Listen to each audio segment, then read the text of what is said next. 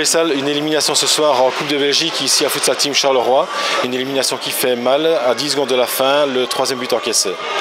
Ouais, elle fait mal parce que voilà, comme tu dis, c'est à la fin de match qu'on perd ce match et surtout qu'on avait les occasions pour tuer le match. On revient, on va dire, un peu de loin, c'était 2-0 pour Charleroi.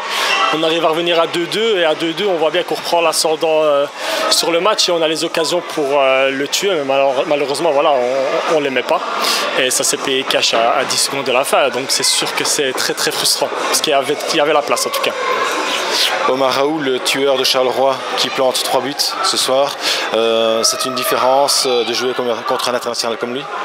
Ouais, c'est sûr. Omar, il est connu et reconnu dans tout le pays. On sait bien que devant le goal, il lui en faut pas 10 pour en planter un. Et sur 10, je pense qu'il a eu 3 occasions, 4 occasions. Il arrive à en mettre 3. C'est sûr qu'avec un joueur comme ça, on doit être plus vigilant. Pardon.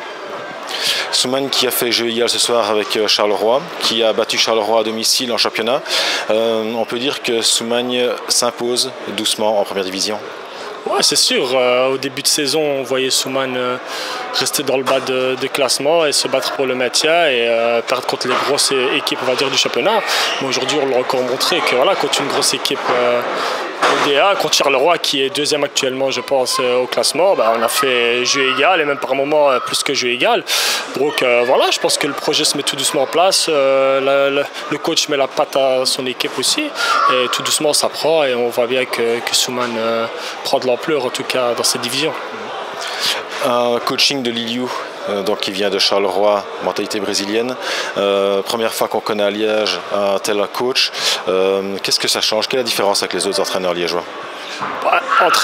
Ce qui change avec les autres entraîneurs, déjà, c'est une façon de travailler différente. C'est sûr que voilà, déjà par son passé de joueur, il a connu quand même pas mal de clubs par le passé, que ce soit en D1, il a joué la Champions League, même gagné. Donc déjà par son vécu, voilà, il a ce vécu des hautes divisions, du haut niveau dans le futsal.